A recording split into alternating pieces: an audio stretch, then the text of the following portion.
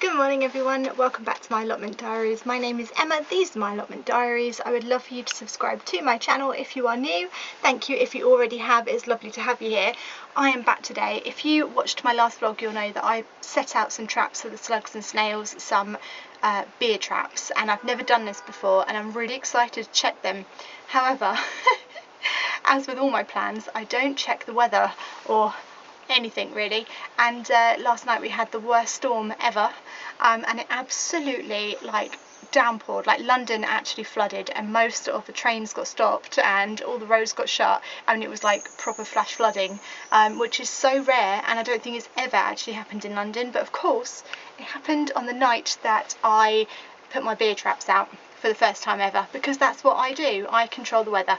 So I'm going to go and check on them, but if not I have brought another beer with me, so Dave's going to notice that his beers are going missing soon, but we won't tell him yet, will we? Right, I'm excited about this.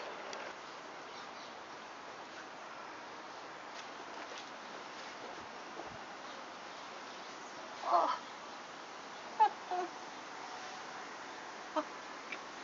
Okay. The good news is it's worked, even with the flooding. The bad news is it's worked.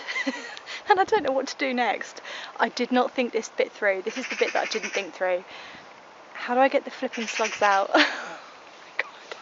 The good news is they seem to have left all my broccoli alone. Not broccoli, sprouts.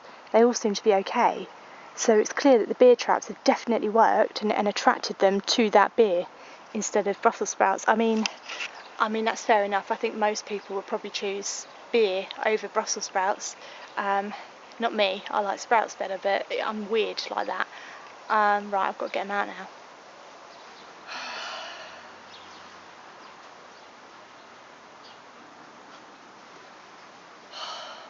Shit.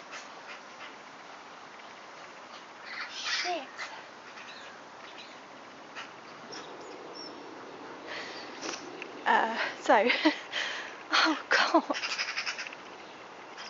I knew I shouldn't have done this. I knew it from the second I was doing it. Went against everything that I believed in at this plot, and I just got so bloody desperate for sprouts, and I've killed a frog. There's a frog in there, and it's a baby one, and I've killed it. Bloody killed a frog! Oh, for God's sakes! And I love frogs, and I just wanted frogs at my pond so much.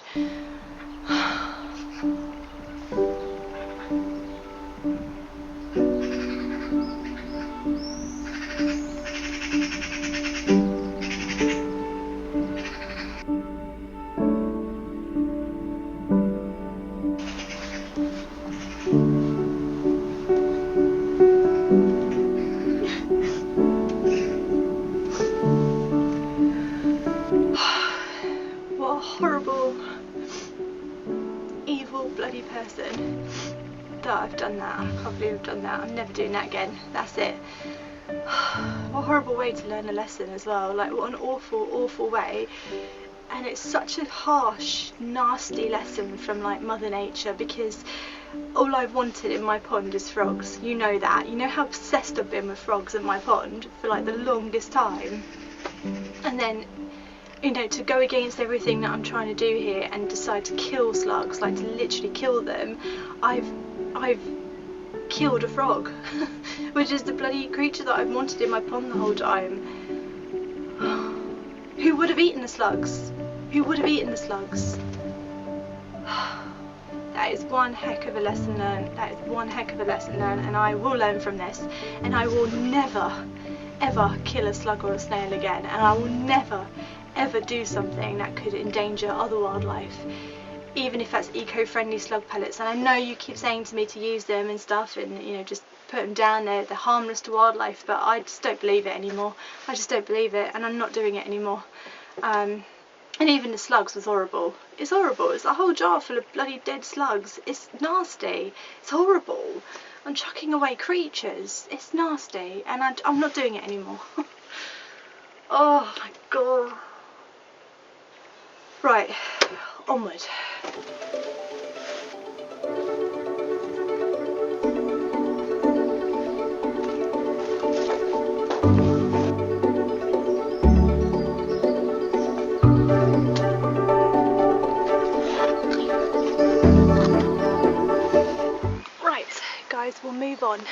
because we'll just put that down to a really nasty, horrendous lesson learned, but the lesson is learnt.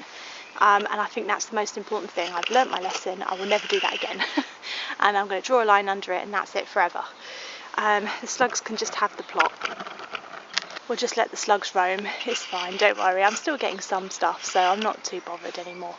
Right, we're doing potatoes today, and the potato seeds that I've got are Maris pear, which look like that.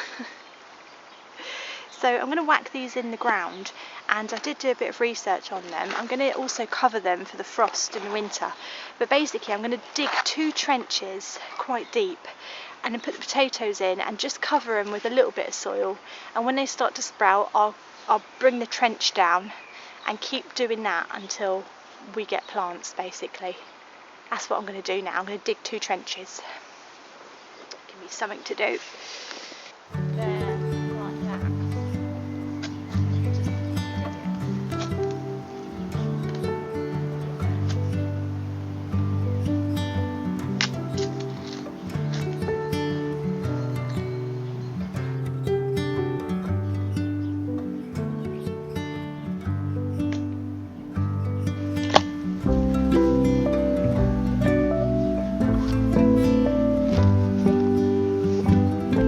Right, I can't tell you if this is right or not, because the truth is I don't really know, but this is what I saw them do on Gardener's World. They did like a trench. So this is the first trench, and that's the dirt to bring over to it, and that's the second trench, and there's the dirt to bring over to it. What are you doing? What are you doing? Throwing stuff at me now? It's all against me now. They all hate me now because of what I've done to their mate. Anyway, I'm going to put the potatoes in. I think I'm going to do 5. How many have I got? 1, 2, 3, 4, 5, 6, 7, 8, 9, 10. I'm going to do 5 potatoes per row. I think it's probably too much, but I'm not really expecting them to grow, so we'll just whack them in. Actually, we'll do a little one.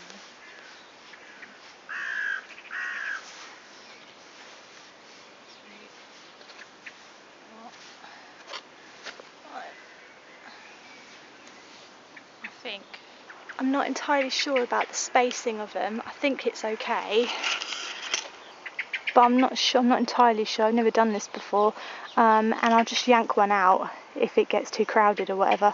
But yeah, I think this is right, and I haven't chitted them.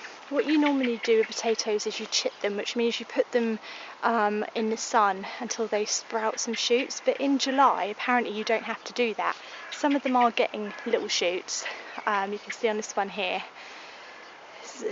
I never knew they were shoots though, because this is what my potatoes look like all the time in my drawer, because I let them go, I leave them so long, and I still eat them. I probably wouldn't eat these ones.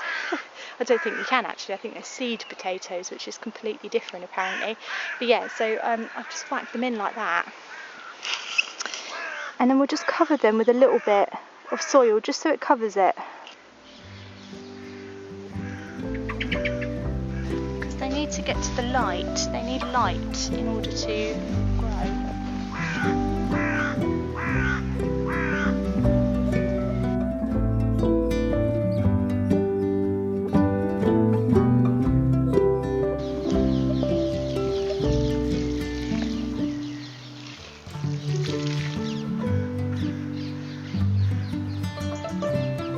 Right, I don't know if it's right, but it's what we've done. So if we get potato plants, amazing, and if we don't, we don't. You can only do what you do and try and just get it right. If I pull the potatoes up and they're all green or something, I won't eat them, but yeah, I don't know. Oh crikey, don't ask me. I think it's obvious right now, I don't know what I'm doing.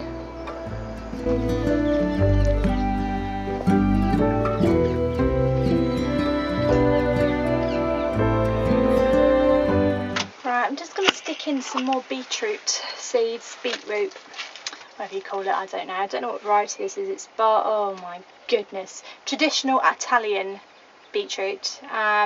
Very fitting, as we lost the football to them. We'll grow some Italian food. And yeah, I'm just going to stick it in because the only beetroot I've got growing is in my wheelbarrow and it's not doing very well. So I'm going to stick it in the actual ground and see if it does better. So I'm going to stick those in somewhere now. And yeah, just do that.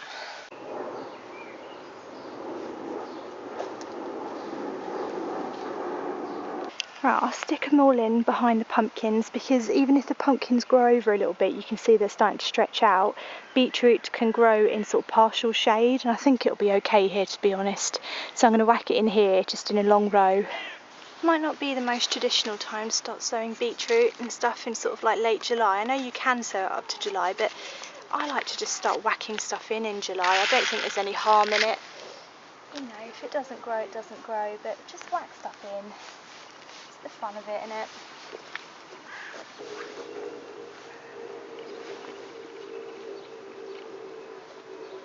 We might get some beetroot or we might get nothing, but it's okay either way. It's okay.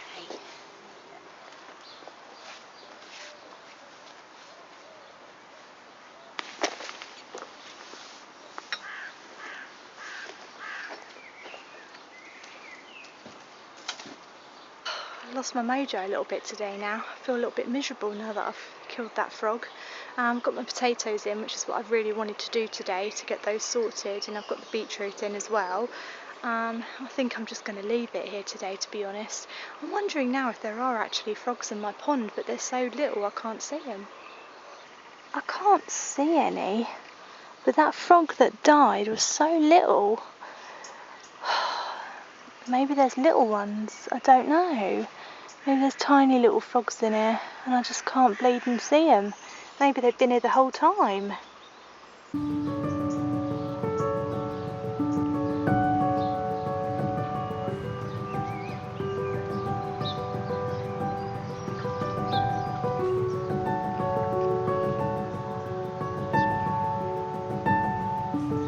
So gutted that I did that. I'm so gutted, but it is just a lesson I'm just going to have to take away and learn.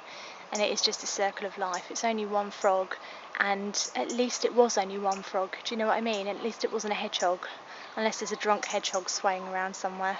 Oh, I don't want to think of that.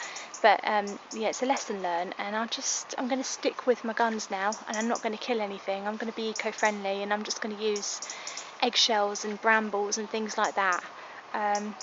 Yeah, I hope you enjoyed the vlog today as much as you can enjoy me killing a frog. And I'll see you in my next vlog, guys, with hopefully a more eco-friendly, happier plot. See you next time. Bye.